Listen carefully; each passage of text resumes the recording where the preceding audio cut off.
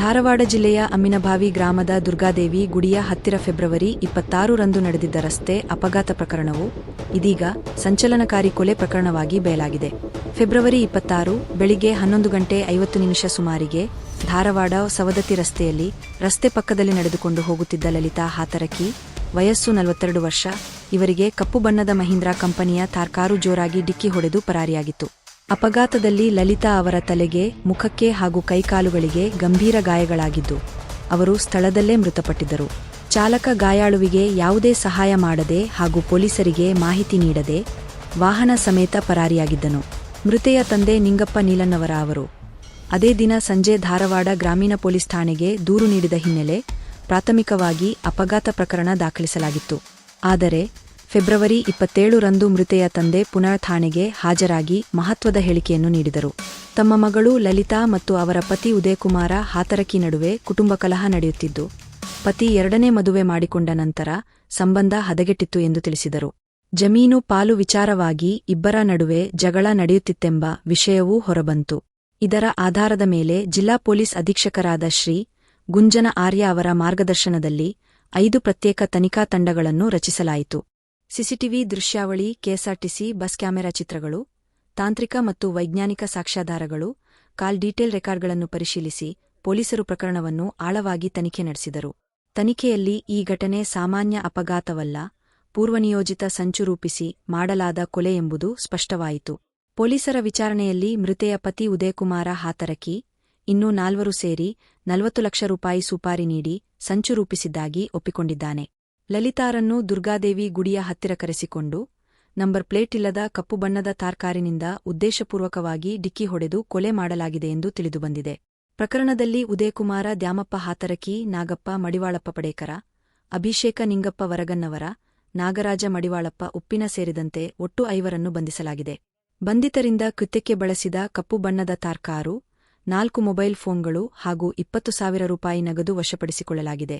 ಪ್ರಕರಣವನ್ನು ಭಾರತೀಯ ನ್ಯಾಯ ಸಂಹಿತೆಯ ಕಲನ್ 103(1), 61(1) ಹಾಗೂ 190 ಅಡಿ ದಾಖಲಿಸಿಕೊಂಡು ಪೊಲೀಸರು ತನಿಖೆಯನ್ನು ಮುಂದುವರೆಸಿದ್ದಾರೆ. ಅಪಘಾತದ ರೂಪದಲ್ಲಿ ನಡೆದಿದ್ದ ಈ ಘಟನೆ ಸುಪಾರಿ ನೀಡಿ ಸಂಚು ರೂಪಿಸಿ ಮಾಡಲಾದ ಕೊಲೆ ಎಂದು ಪತ್ತೆಯಾಗಿರುವುದು ಜಿಲ್ಲೆಯಲ್ಲಿ ಭಾರೀ ಸಂಚಲನ ಮೂಡಿಸಿದೆ.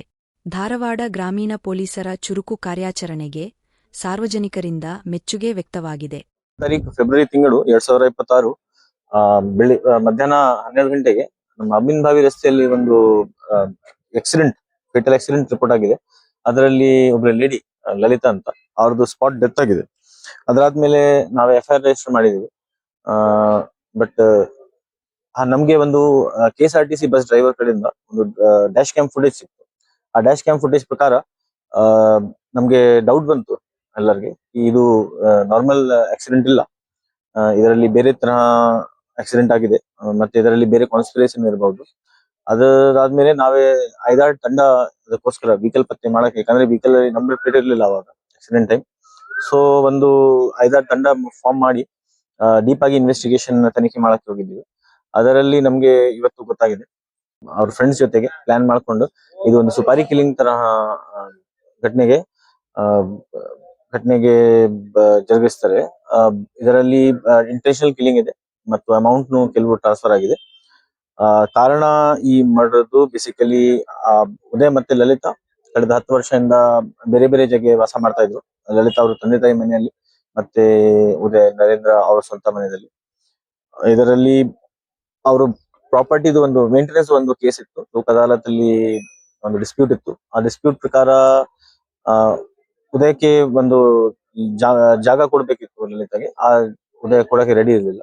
ಅದಕ್ಕೋಸ್ಕರ ಉದಯ್ ಅವ್ರ ಫ್ರೆಂಡ್ಸ್ ಜೊತೆಗೆ ಪ್ಲಾನಿಂಗ್ ಮಾಡ್ಕೊಂಡು ಲಲಿತಾಗೆ ಮರ್ಡರ್ ಪ್ಲಾನ್ ಮಾಡಿದ್ರು.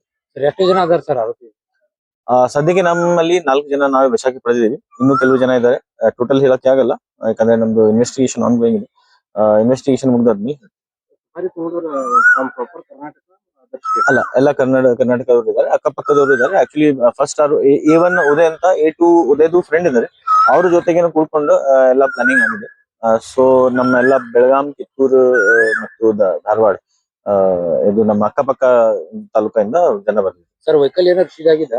ವೆಹಿಕಲ್ ಇಲ್ಲಿ ಇದರಲ್ಲಿ ಯೂಸ್ ಆಗಿರುವ ಥಾರ್ ವೆಹಿಕಲ್, ಮತ್ತೆ ಒಬ್ರಿಗೆ ಏನೋ ವೇಟ್ ಅಂಡ್ ವಾಚ್ ತರ ಹಾಕಿದ್ರು. ಯಾವಾಗ ಮೂವ್ಮೆಂಟ್ ಆಗತ್ತೆ ಯಾವಾಗ ತಿಳಿಸ್ಬೇಕಿತ್ತು. ಸೊ ಅದಕ್ಕೋಸ್ಕರ ಬೈಕ್ ಒಂದು ಸೀಸ್ ಆಗಿದೆ.